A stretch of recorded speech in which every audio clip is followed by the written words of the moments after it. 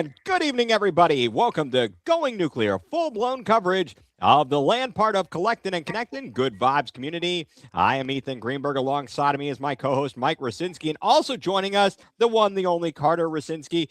Carter, what's up, man? How you doing, bud? I'm doing good.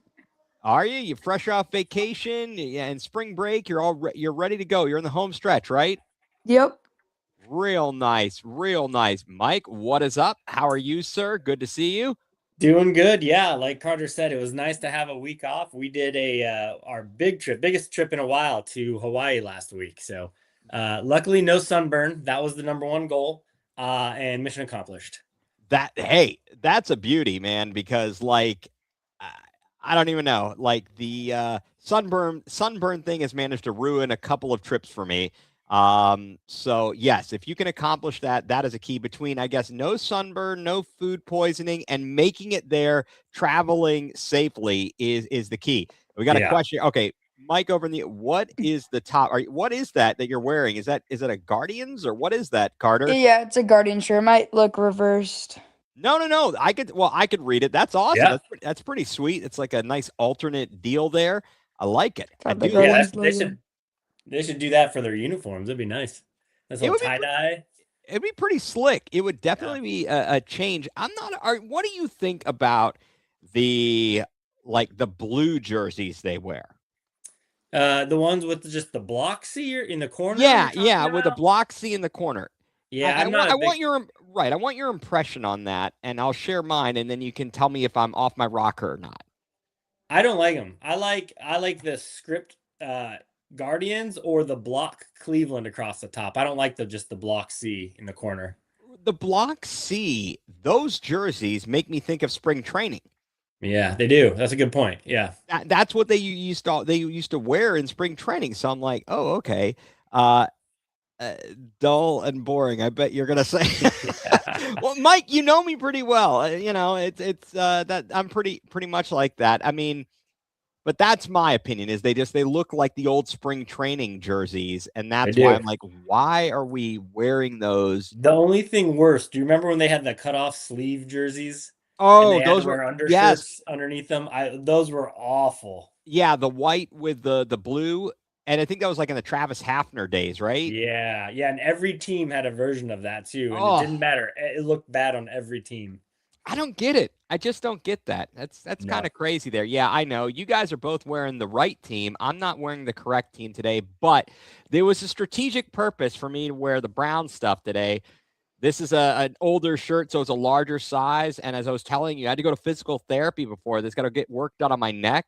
So it makes it easier when they're trying to stab me with needles and whatever it is, to have a looser fitting shirt on. So this just happened to be what I chose. But yes, you guys. I thought you were gonna say it was a team that's so bad you don't mind if you had like holes poked in it as they're working on you or anything. It might. I mean, that's another theory, and I think that's a good one. I think that is a good one. At least they didn't lose today. The Browns did not lose today. That's a fact. And I think Todd Monken, winner of the press conference yesterday, guy's brilliant. I love that guy. You have to fill me in. What was yesterday's press well, conference? They did. They're in the voluntary offseason program, and so they had media availability, and just the way he answered questions is so forthright, and it's refreshing because of what we've seen over the past 6 years under Kevin Stefanski and how buttoned up he is, and where he not only does he not want to throw people under the bus, but he's so cautious about it that it's annoying. And you want some real emotion out of him, and you feel like Todd, he's going to give you that. He's going to, I don't know if he's going to last, how long he's going to last. Hopefully he lasts for a while, because if he does, that means the team's winning. So yeah, we will see. Yeah, he's pretty much, as Mike from the UK says, the opposite of Stefanski. He is a much more of an old school football guy. So definitely good stuff there. But talk to us about your, no sunburn on the vacation.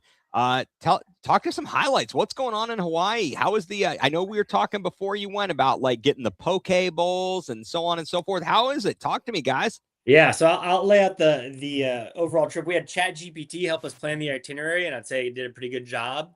We did Nice. like an event a day and then plenty of beach time, but we did we surfing lessons, turtle snorkeling. We climbed Diamond Head, an old volcano. We rented a car and went up to the North Shore and saw some real surfers and ate some Matsumoto's shaved ice. And I think those were the big highlights. Carter, what was your favorite of all those things we did? My favorite was probably surfing. I really like surfing. Yeah, you were pretty good. He was incredible. I was not. I looked like an old man on a surfboard. And then like him and his brother just like popped up like that and rode the wave all the way in. Yeah, it's crazy. Youth is wasted on the young. Yeah, they're good at it. Yeah, maybe one day you can move out to Hawaii, be a surf bum, and then that'll give me a reason to come visit more often. Yeah, it seems like a reasonable thing to do. It seems like a reasonable thing to Yeah. do. But the weather cooperated. Was it? Weather was good, no big floods. I would say I didn't get sunburned. Carter, how did you fare in that I got department? sunburned like really bad on my legs and on my back. Oh, I Yeah. bet you based upon what I know about you, Carter, you probably said, no, no, no, no, I'm good. I'm good. I won't get sunburned. I bet you, Dad, I won't get sunburned. Let me see how I can stand on the metro and not. Yeah. They blame me for the back sunburn though. Apparently I was responsible for putting the sunscreen on the back. Oh, I I don't apply sunscreen well for myself. But two is that I've had there's another time and another place to share the story of the sunscreen application experience I once had in the Grand Cayman Island, and it's one that I'll never forget. Let me just say that, and it ain't a good thing.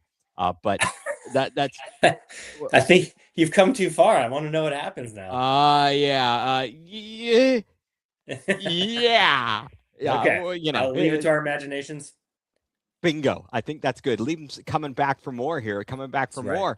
more. So, are you guys in the full swing of baseball season yet? Yeah, well, Carter, you're doing no baseball for him. He's aged out. So Wow. flag football for him. His middle brother, Alex, is he's still doing baseball though. Okay. We're Okay. ready. And we've been watching the guards games. Yep. Been The excited guard, about that. the guards have been fantastic, and I think that um, with that's a great segue. Let's talk a little. Why don't we talk a little guards ball, because this has been a pretty good start.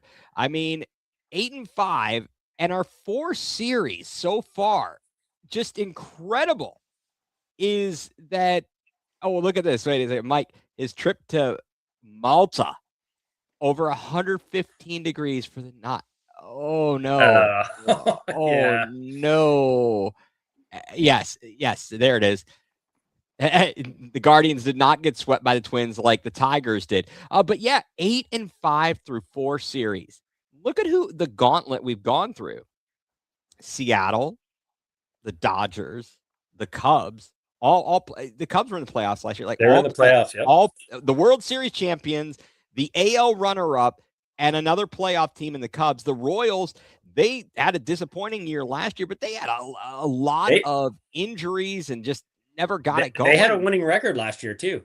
That's crazy. I remember when we started the season last year and we were talking about like just the AL Central and everything like that, and then it ended up just being the Guards and the Tigers. But yeah, amazing that Kansas City also ended up with a winning record, and they've got a very good young nucleus as well. So for the Guardians to come out of those 4 series 8-5, and they won 3 of those series and split the series with Seattle, I'm impressed. I mean, what do you guys think? What's your early impression of the Guardians so far? I mean, Carter, have you been watching a lot of it with your dad?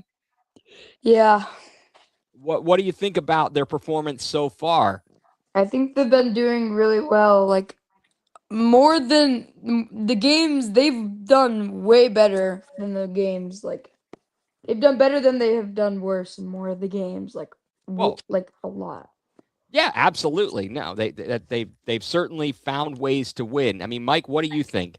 I think what's really impressive is they start out the season on the road and not just like hey, East Coast, Baltimore, or something road trip, like West Coast, which is the hardest, to adjust for an East Coast team or, a Mid-East team here. So they go to the West Coast, play two very good teams. They until yesterday, they were the only team to beat the Dodgers, who I think now sit at 9-3. No other teams beaten them. And then to come back and win the two series against the Cubs and Royals, like very impressive. And they've been doing it just like last year with pitching, with some young pitchers too, which is great to see. And because what encourages me is hitting usually comes later in the year when the weather warms up. So if you have the pitching going now, and you can hopefully count on the bats coming alive a little bit more, as the weather warms up, I think that's an encouraging sign too. It definitely is. I mean, so first of all, I guess we could talk a little bit, we're talking generally, but yesterday we really have to point out and thank Jose Ramirez. He really hit one on the head. He literally put the knockout blow to Reagan's. Yeah. And I mean, it was unfortunate for him because he was dealing. He was dealing. He gets, that line drive shot. What was the exit velo on that one? Is what I wanted to know. I mean, he gets hit on the hand, and they said it was like a thumb, like contusion, but he stayed in for two more batters. He walked Fry and then gave up a 2-run. I believe that was when he gave up the 2-run double to DeLauder. Yeah. I mean, that was kind of a great, a fortunate break, a very fortunate break for the Guardians early on. And they just cruised from there. They really did. It was a good one. And Cantillo, he had another nice start. Didn't quite make the 6 innings, but it was really, really impressive. And then Rhys Hoskins, 3 doubles in a row. I mean, nice right-handed power bat finally. Right. And I mean, and you're talking about a guy like, so you got Hoskins, was a really great pickup. Now look at this, 9 straight games that our starting pitchers have given up less than 2 earned runs, because Cantillo, there were 2 runs, but one of them was unearned. And as well, I mean, look at Angel Martinez. He blows it open with a grand slam in the 8th, but he had 4 hits. He had 4 hits yesterday. I mean, that's fantastic. And obviously the elephant in the room, which we haven't really mentioned, is, Quan finally looking like his old self as well. And then Chase DeLauder. I mean, that's the elephant in the room. When was the last player that we saw come up for the Guardians that has had an immediate impact like this? Does he remind you of anybody in our past that was a good slugging outfielder? Well, I'll tell you, initially, what he reminded me of was Stephen Kwan when he came up. Because, DeLauder has this unbelievable debut where he hits, like 4 home runs in his first 3 games or something. Yep. His first at bat was a home run. Then he homered again, later that same game. Do you remember when Stephen Kwan came up and he hit safely in some record-setting number of games or number of at-bats? Yes. I think it was reached base safely in like 15 straight plate appearances. There's some ridiculous stat that he set, at first being called up. And I'm like, this is just like Quan. He's just setting incredible numbers, different type, like power numbers, not Quan's was on base. But I'm like, and you saw how Quan parlayed that into a great season, and I think probably having the confidence that gives you when you start off like that. So seeing DeLauder do that too, and probably the confidence he has now, saying like, yeah, I can do this, is great. So that was the immediate thing that reminded me of. And then I started to think about, you're right. Like what power, when's the last time we had a power hitting outfielder? We've had some since the Glory 90 days, but my mind goes back to those Glory 90 days. Right. Is this like a Jim Thome type? Because Thome was in the infield because he was playing first base. He was playing, and didn't he play third for a time? He was third base until we got Matt Williams, and then they switched him to first. But he reminds me of a Thome because although he is like the quintessential home run hitter and he, had the longevity, when he first came up, he was like 20 homers a year type of guy. Right. He was small. He was a lot smaller than he was by the end of his career. Yeah, I mean, he doesn't quite have that swing like Man Ram. And he's not a huge guy like Albert Bell. So I don't know it, but he's got a very good swing. He's got a very good swing. Now, this is a good question from Mike. And I mean, I don't know. What do do you like him better in the two hole or the 5? What do you think, Carter? For a power hitter who's not going to be your cleanup hitter, would you like him batting 2nd or 5th?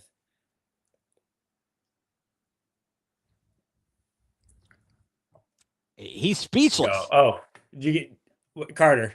He's muted. He's muted. Okay. 5th. So DeLauder should, our power hitting outfielder, should he hit number 2 or number 5? Because we already got Juan number 1. We got you think 3. You want him back 5, so he can come up right after Kyle Manzardo strikes out. Yeah. I mean, eventually, I think you put him in the 4 hole. I wouldn't do it right now as this young rookie. I like 2 better because he has more at bats, more chances for an at bat at 2. Yeah. Oof. This is a great. Can we all agree this is a great problem to have? We are not tearing the cover off the ball by any means. But this is a great problem to have where we are talking about like, oh, well, is it better to have him in this spot in the lineup or that spot in the lineup? Oh, we could place him all over the place. That's amazing. That's really a fantastic issue to have. Another surprise so far, Austin Hedges. Yeah. What in the world? Batting 400, I believe. Yeah, he's having a great start. And I mean, who would have thunk it? Who would have thunk it? I really I'm absolutely ecstatic when he's behind the plate and in the lineup rather than Bo. I mean, I feel he's not only a better defensive catcher, he does a better job calling a game for the pitchers. And now if he can actually hit, he can't be, he was awful last year and he was about the same as Bo Naylor. So I really don't think we lost anything there. What do you think the leash is on Bo Naylor? How long are we going to put up with him? It depends on what our better alternative is right now, because I don't know if we have anybody in the minors really. Cooper Engel. Engel is about the best. The next guy that would come up from AAA is Cooper Engel, and I'd have to look at his stats, but at some point he may need a trip to the minors. I believe he's got options left. Send him down. Look what we did to Rocchio last year. We sent him. Yeah. Sent him down, and he got himself kind of right. By the time he came back up and it got to the playoffs, he was starting to come around and come into form, and he's been a lot better so far this season as well. So my thought is if something's going on with Bo's swing and he's just not getting it, get him down there and let him work on some things. I don't know. He's a liability right now, and that's a problem. Yeah. Yeah, I'm hopefully, hopefully once the weather warms up too, start going better for him. But it was like Carlos Santana was just a notoriously bad April hitter, and he'd always pick it up. You can't say the same for Naylor. He doesn't have the track record, but no, definitely. And then that's an idea there. I heard Andre Knott talking about Kyle Manzardo. He was on ESPN Cleveland, and he kind of. It seemed like he wasn't warm to the idea about that people talking about send him down, do this, do that. He feels like that's not the right thing to do or the right move. I just don't know what's going on. His swing is not there. And it wasn't there in spring training either. No, whatever it was that he was doing last year, he has just been unable to find it so far this season. And I don't know what you do with him. Did Gabby Arias's hamstring injury potentially put him in a bit of a predicament when he gets healthy? Yeah, so Well, you see Juan Brito come up and 4 hits in his first 2 games, I believe. Yep, he's hitting 500. I Yeah. believe he's 4 for 8. And he was probably due to come up at some point anytime this Yes. year. He was ready.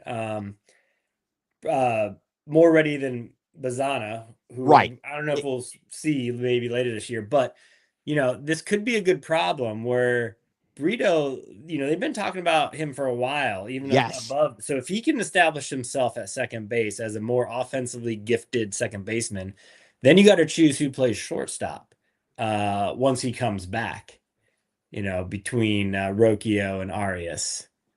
Yeah. So I think one of those guys will not make it through. I think if Brito is as good as they say he is. It's got, he's got, I mean, certainly it's hard to keep things, it's easy when you come up in theory because pitchers don't know you. They don't know your preferences and your strengths and weaknesses as much as they know all the other guys in the lineup. So maybe you take advantage of that a little bit. I'm looking here at Columbus, guys, and this Logan Allen. What is he doing out there?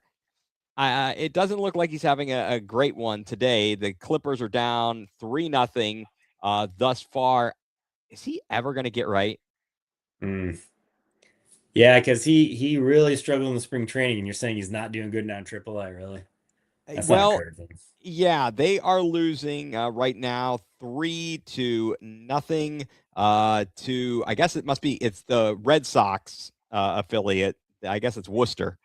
Must be Worcester, Mass. They are down 3-0, bottom of the 5th, and I'm just looking to see what his pitching line is right now. I just happened to notice that because I was going to look for Bazana. 4 2/3 innings pitched, 4 hits, 3 runs, all of them earned, 3 walks, 7 strikeouts. So not bad. I mean, a pretty decent stat line in terms of the walk to strikeout ratio, but the 3 walks not great. What do you think about Parker Messick? And again, you talked about the pitching and how well he's stepped up all of a sudden, and he's become pretty darn reliable in the rotation. Yeah, great starts for him. He was one of the pitchers that beat the Dodgers, I believe, too. Yes. I mean, he had a masterpiece, and he got 10 strikeouts in that. Did he have the 10 strikeouts in the game, or was that Gavin? I'm not sure, but either way, like beating the Dodgers in that lineup, that is great. Like it's because we saw a little bit of him last year, but I think this is considered his rookie season, I believe. So. Yeah, so I wonder how much help him having experience last year is helping him this year too, where he's not coming up truly as a rookie. But that's been great to see. Right. Okay. So just to give you an idea as we're looking at this, and we can kind of talk a little bit about in general where the Guardians are in the AL so far. But looking at the Clippers, let's see. Nolan Jones batting .313. Oh. Don't let him fool you. Stuart Fairchild, he is hitting .389. Now, Cooper Ingle, 9 games played, 19 at bats, 7 hits, 7 runs, 1 triple. I'm sorry. So he does 7 runs, 7 hits, 2 home runs, 8 runs batted in, 12 walks, only 6 strikeouts, hitting .368. I like that. George Valera in 5 games, and we're waiting for him to, come back from injury, hitting .364. 22 at bats, 3 runs, 8 hits, 1 double, 1 long ball, 9 runs batted in, 3 walks, only 1 strikeout. Those are probably your best players right now.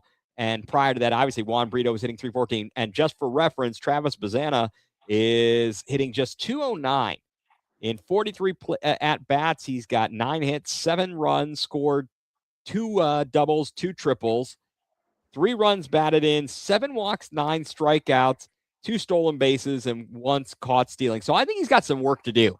Yeah, and he's still young. I know people, they see like what Kurtz did with the A's last year. People want him to come up and just be amazing. That was abnormal. He still needs some more time in the minors, which is normal.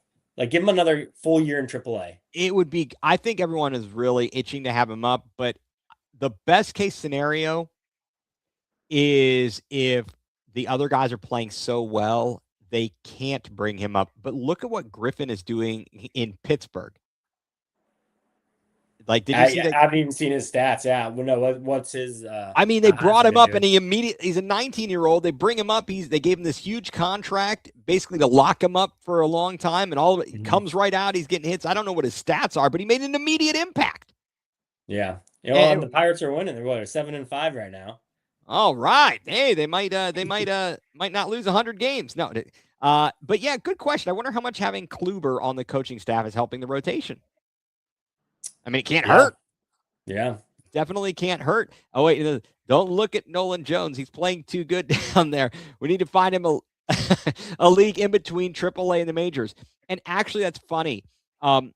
So that, Mike in the UK with a comment there, the guys who I do the baseball podcast with, Nate and Taven, they called him a quadruple A guy.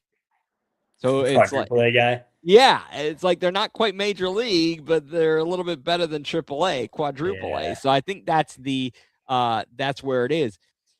So far this season, as we look at the standings in the MLB, the Guardians sit at 8-5. They are one game ahead of the Twins. The Twins just finished a sweep of the Tigers. The Tigers are actually in last place in the division, 4-9 thus far. I'm not. It's way too early in 162 games, but that's surprising that they're starting off so poor. Maybe they want to set a new record of games behind that they can come back to erase their old record, set last year when they coughed it up. Yeah, exactly. Now, here's a question for you. Okay, so I'll ask this question here, Carter. I know it's a school night and everything like that. Jose Ramirez set the mark for career games in franchise history. He reached on Monday night. He reached 1,620 career games.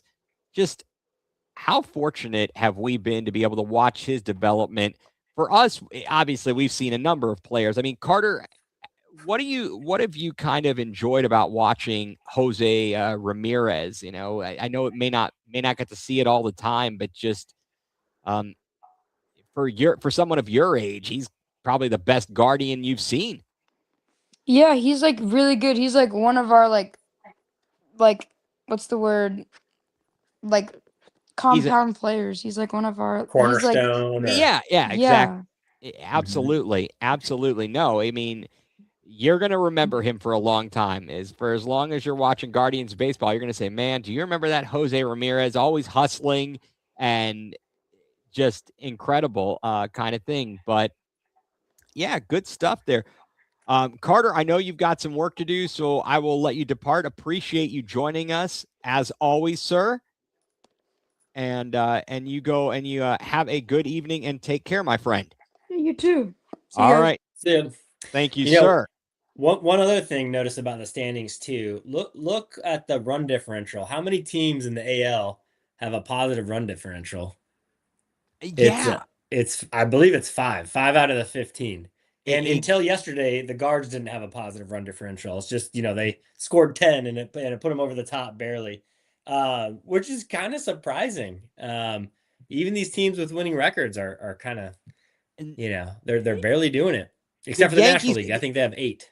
Yeah, the Yankees to be plus 25 runs. Did it knock your sound out? If it did, yep.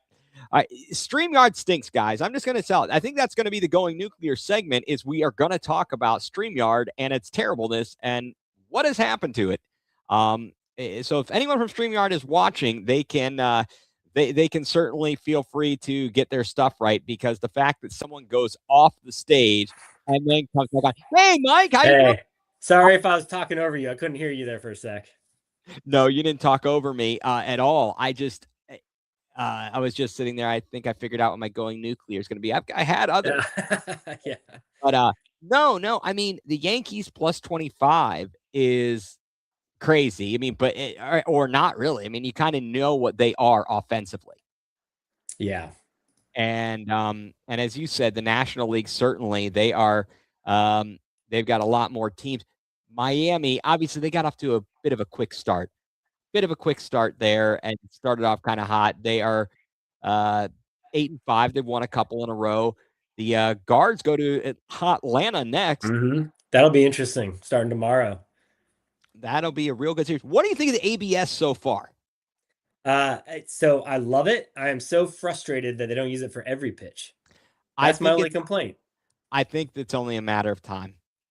Give it some time, because how many those umps look stupid sometimes. But also, and look at that. That's interesting.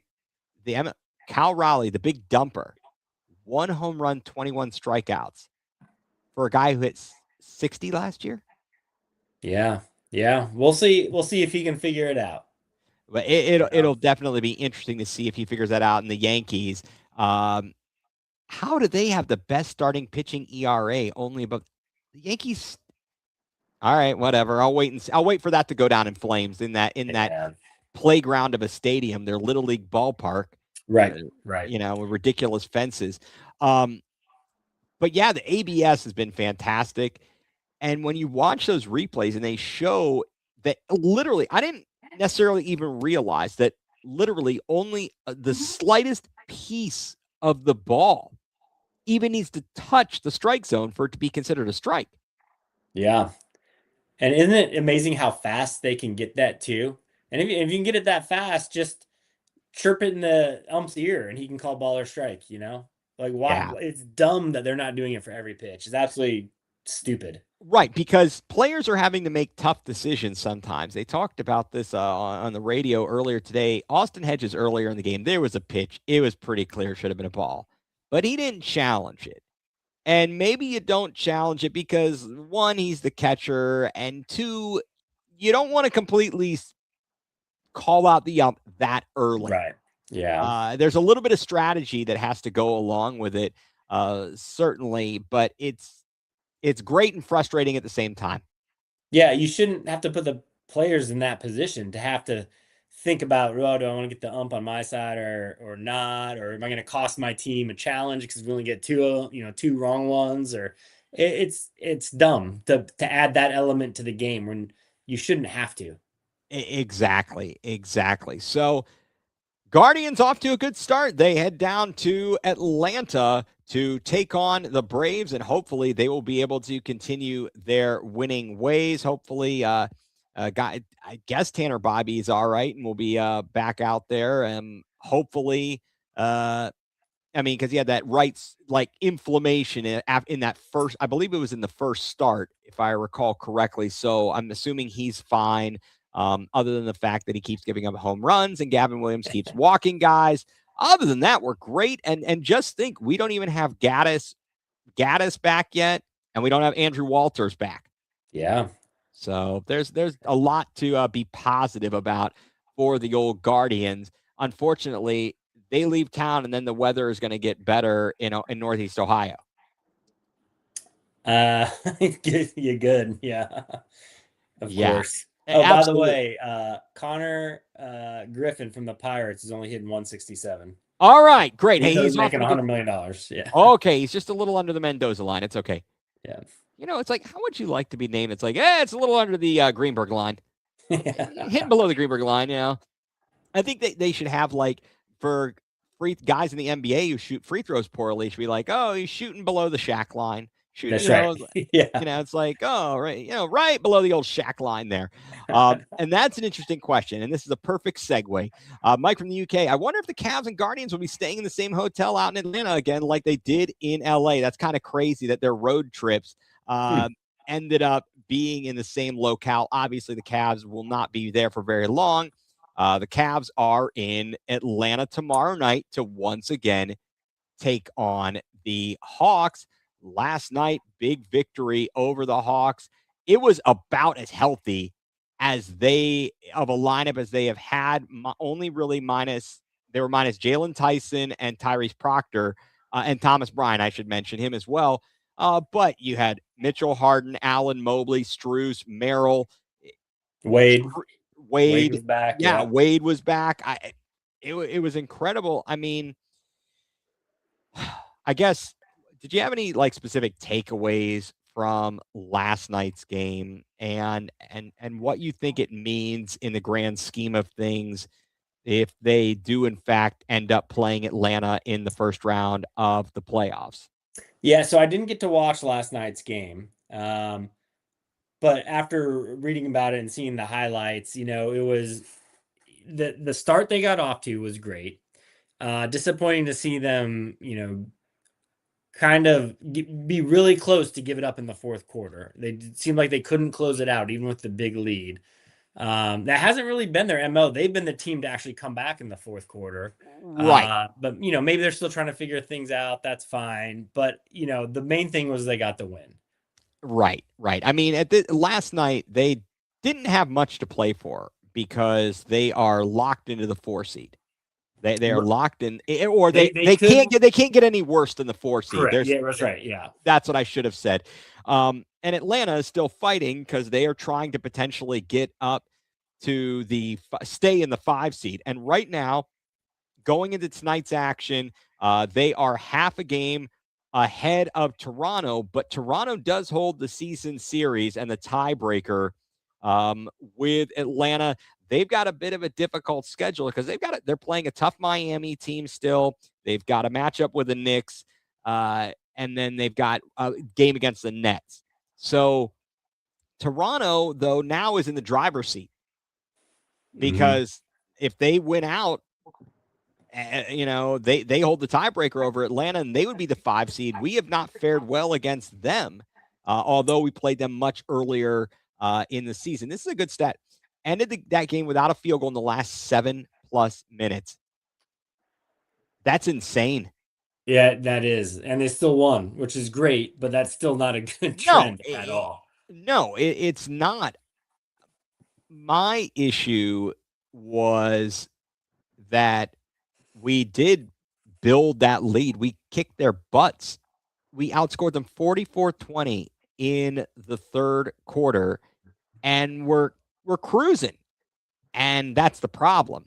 They put it in cruise control and acted as if the other team wasn't going to try and fight back. You can see it happening. And as you said, the Cavs are normally the team making the comeback. And that's just infuriating. Absolutely. It really is. I don't know, what the issue is as to why they can't maintain that high level throughout the game once they get that lead. What's the mentality? I'd love to talk to a sports psychologist. Yeah. And it isn't just the Cavs either. You see that a lot of times all where the time. a team will give up a huge lead, and games end up being close, even if they're blowouts for most of the game. What was the stat there? I think they were showing during the Grizzlies game that the Cavs were the second best team at coming back from a double-digit deficit, I think, this season, which is good. And they've only lost one game when they've been leading entering the fourth too. So those are good. Just trending in the right direction. Those are good stats. They are. This season has been so tough to judge with the way that they've changed the roster, the fact that they've had so many injuries from the get-go. And no, I have not locked Mobley in the gym yet to knock down 50 straight free throws. But somebody needs to. And what about the giving up the 3-pointers? I mean, going back to that Memphis game where they let Memphis tie the record for the most 3-pointers in the game. They still lost, which is amazing. But it's not because they're tanking. Memphis is tanking. Yeah. I mean, the game a couple weeks ago or whenever it was, they were playing Utah. Utah pulled the players that were making all the shots so that they'd lose. Yep. I mean, it's and you know what it's going to be like.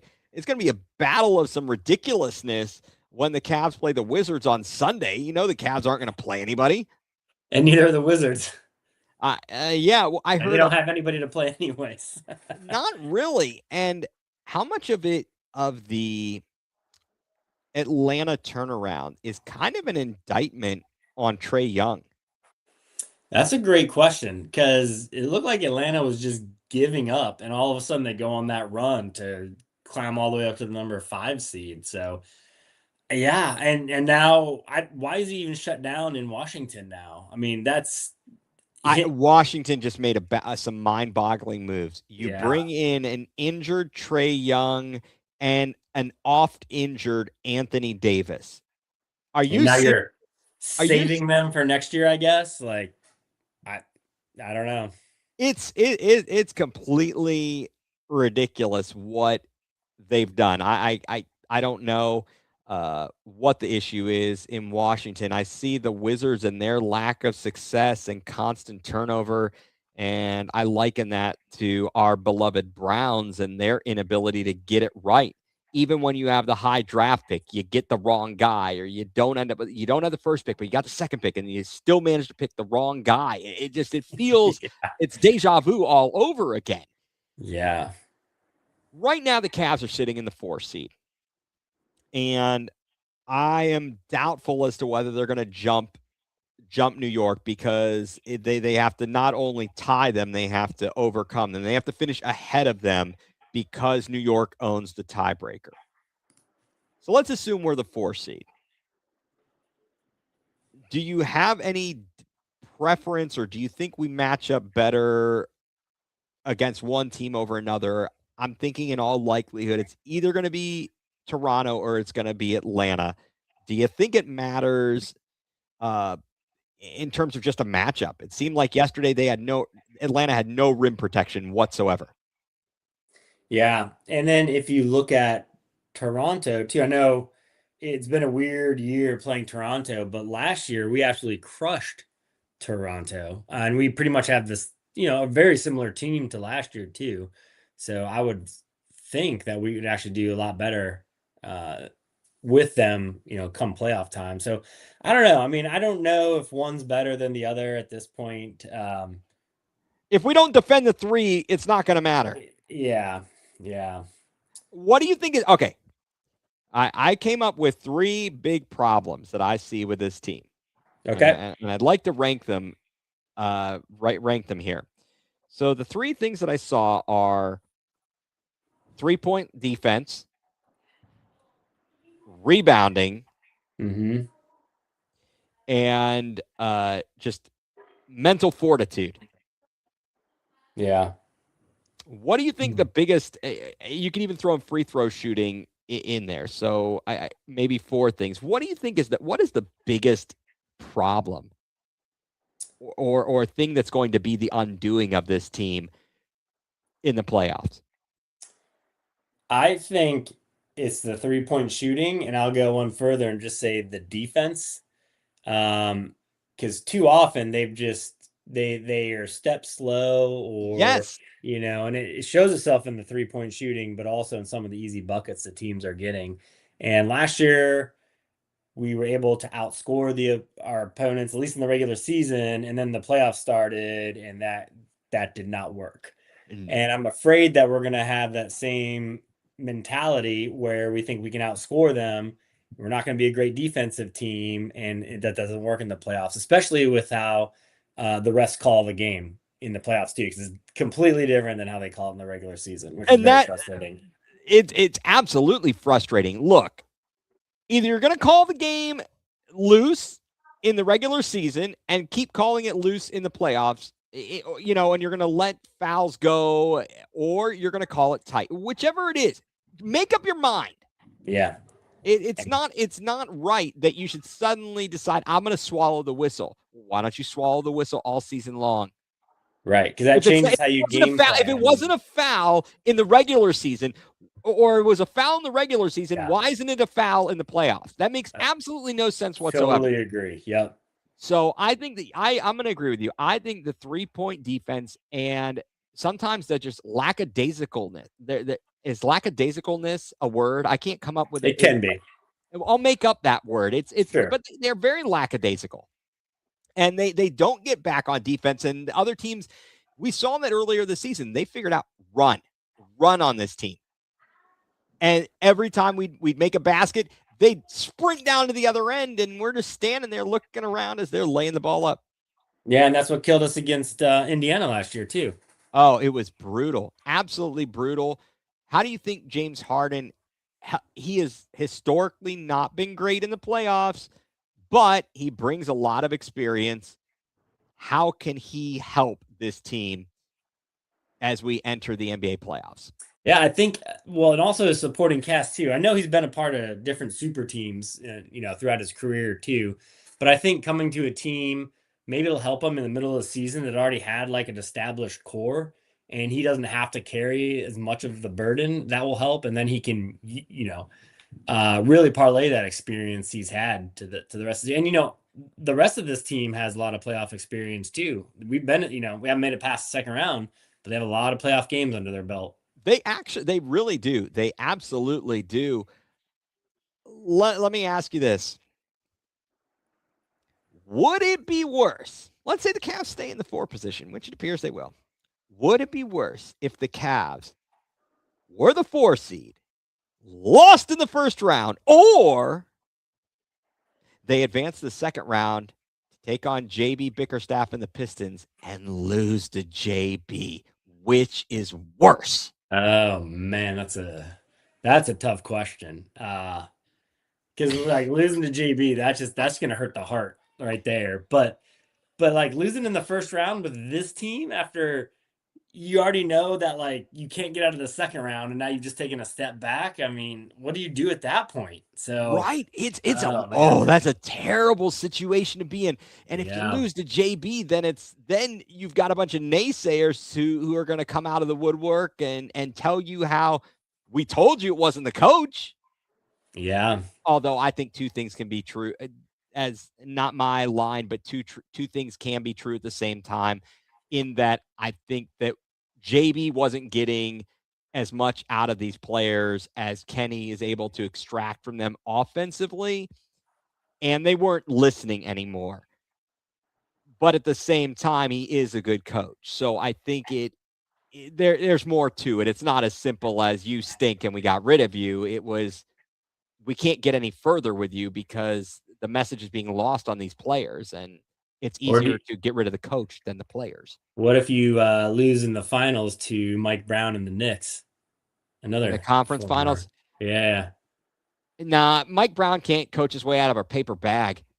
So would that hurt even more if we'd then lost to him? No, he's far enough removed that I don't connect him with this group, because he was the LeBron guy. Yeah. You could connect him back then, and he was coaching when they went to their first ever NBA Finals, as LeBron was dragging Booby Gibson and company, and Drew Gooden all the way to the finals. That's just an amazing feat. So for anyone who ever has a question about LeBron, I look at that and I say, man, that was incredible to carry that team the way he did. Oh yeah. It was just absolutely unreal. I remember those games were crazy. Yes, there it is. Eric Snow, Canton's own. That's right. Bulldog. That's right. Wow, crazy. So Cavs got a couple more games left. Not starting yet. We'll move on here. Just real quick, not much going on. The Browns offseason program begin the voluntary. That's the key, Mike. Voluntary. So you do not have to be there, but it might look good if you are there. For example, the Ravens have a new coach in Jesse Minter. Lamar Jackson showed up. The Browns have a new coach in Todd Monken. Their best player, Myles Garrett, who doesn't need to be there, did not show up. Now, I'm not going to make a big deal out of it from the perspective of he's not going to be ready for the season. But do you think that's kind of a shot to the gut for the rest of the team when they see the best player not come in and make that decision? Now, granted, let's be fair. If he's out doing something, doing work somewhere else or whatever it is, a charity work, I have no idea. But just what do you think? Well, I guess the first question I have is, I don't think he's ever come to a voluntary workout, has he? Like, I'm not. Don't quote me on that. I don't remember what he's done last year and the year before. If he has, it was years ago. Yeah, so this is not out of the norm for him. It's not like he's making a statement. Right, exactly. I've shown up my first 8 years, and this year I'm not going to. Exactly. Good point. So I think we would rather see him come and be like, I'm all in. let's, we just lost our defensive coordinator. Let's start working to get this, fixed. I think we would rather have that. That being said, him not showing up, I don't think is a huge deal, and they'll get over it, and be just fine without him. And now, according to Mike, not since his rookie year. Okay. So I believe rookie it. year, I think he was required to, wasn't he? Yeah. Yeah. Mike said he believes that's what he saw, and it wouldn't surprise me if that's correct. Regardless, Yeah. I think it would be great if he was there. And again, we started out, we talked a little bit about Todd Monken, and he didn't throw anybody under the bus, but he also made his feelings known in terms of how he sees it. He's saying, hey, it's voluntary, but as myself, as a competitor, I want to be here. I want to be around the team. I want to be with these guys, blah, blah, so on and so forth. He's setting a standard. He's setting a precedent. So without calling anybody out by name, because of course we don't know who else is or isn't there. That was the biggest name to be discussed other than quarterbacks, than the quarterbacks. And apparently they are all there. Voluntary workout. Yes. Are you saying Monken is trying to be smart, tough, and accountable? He might just be smart, tough, and accountable. Although we're going to have to hold him accountable for not being at that photo session. He was, and he's funny too. He's getting asked these questions and he's coming up with some good answers. Just, he doesn't mind the banter. He doesn't mind the banter, and he can let loose a little bit, maybe a little bit, sometimes a bit more than you'd like to hear, but it is so refreshing after what we listened to for 6 seasons with Kevin Stefanski and the just non-answers and using the terminology that others have used, the word salad that he provides. So yeah, wait a second. What is this?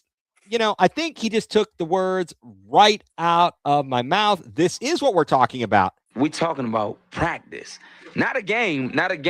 We talking about practice. You are practice, man. I mean, how silly is that? How silly is that? He's right. What an opportunity. I can't believe I missed that. I'm so glad that I caught. Yep, even though you got somebody backing you up there. I know. Now, what I'm wondering is, this person is a Spurs, Steelers, Pirates, and Pens. Well, I know all the Pennsylvania places. I assume he means San Antonio Spurs. Unless he's a Tottenham Hotspur fan, and in that case, we're good. He'll have to clarify if he is or not. Apparently, Dylan Gabriel didn't go missing. He did show up. He has been forgotten. He is not being mentioned by anybody. Don't worry, he will play next year at some point. Both our quarterbacks, they'll get hurt. How many times have we not played 3 quarterbacks in a season? Well, yeah, last year we did play 3. Flacco, not because of injury, we decided to let him go on, and that was fine. And then Gabriel plays, he gets injured, and then Sanders. So I think we did well to only play 3 quarterbacks. Yeah, right. That's a good season. Yeah, that's a good season right there. I like. Let's see. So he is a San Antonio Spurs fan. So we kicked LeBron down in 2005. A Steeler kicked LeBron. How'd you kick LeBron down in 2005? That wasn't Spurs. That wasn't in 05. That was 07. 07. Yep. Yeah, that was definitely 07. Anyway, I digress. So yeah, much will be determined. I can't wait for the draft to be over. As Mike from the UK pointed out here, it'll be 2 more weeks until the mock draft nonsense is over. I know last year Jacob, my son, he came on and did some mock drafts, which is all good. I think that what we really should have done is we should have mocked the draft. Yeah. And we could have had like the worst picks ever and the most ridiculous picks. They're picking a punter first overall pick. The backup water boy is the second, something along those lines. Just the most crazy, ridiculous things that you could possibly think of. But yes, okay, yes, thank you. Yes, it was 2007. You did kick LeBron's butt, but again, look at the team that he had. That was an achievement to get there. Yeah. He was dragging the rest of those guys with him, and that was Timmy. We were still playing Timmy, Manu, and Tony Parker. Tony. That was a hell of a Spurs team. Hell of a Spurs team. So with that being said, I think we've talked about a lot. One more thing that I forgot about. Did you see what happened in Akron? Please elaborate. John Gross. Oh, yes. Goes to College of Charleston. Mm-hmm. Good riddance. Yeah, and then they bring in a did they bring in one of the Fords? Yeah, an assistant. Yeah, an assistant this year. They promoted him. Was that Dustin Ford? Or I think so. I think you're right, Dustin Ford. Because right. I mean, and that's an Ohio U stronghold family. The Kent State had Geno Ford, and he was pretty successful at Kent State. But I'm grateful that John Gross is gone. But now what you're seeing is some of the success that Akron and Miami had with players entering the transfer portal, which is a little bit. It kind of stinks. I'm glad for them if they can go somewhere bigger and better. It just stinks because you can't build up the program and maintain those guys. We talked about as we were getting toward March Madness, just what we experienced watching our school, watching Kent State, the fact that the run we made was with all those upperclassmen between Shaw, Huffman, Mitchell, Thomas, and then you throw in Gates and Nate Gerwig, but that team had all those seniors. It was so great to see, and it kind of stinks that you see that all these players transferring. And did you see too that it looks like the NCAA is going to expand the tournament either next year or the year after to 76? Yeah, I believe 76. So you'll have more teams that'll play that first whatever. And I don't get it because most teams are not going to make any noise. Obviously, Texas coming out as an 11 seed, they did all right. They made some noise, but I don't know. What is this? Just to sign a bunch of 6'8" guys who can shoot. That's how you win, apparently. Yeah, apparently so. So I didn't want to forget that. I was like, oh, I got to mention this to Mike. This will be great here. So that's good stuff. Well, Mike, I think we've covered a lot of ground here. You've definitely covered a lot of ground. I would like to know, Mike, what has you going nuclear this week? So we touched on it earlier about the tanking in the NBA, and the only reason I bring this up is because we're doing this on a Thursday instead of a Tuesday because me and Alex got 2 free tickets to go see the Wizards game on Tuesday.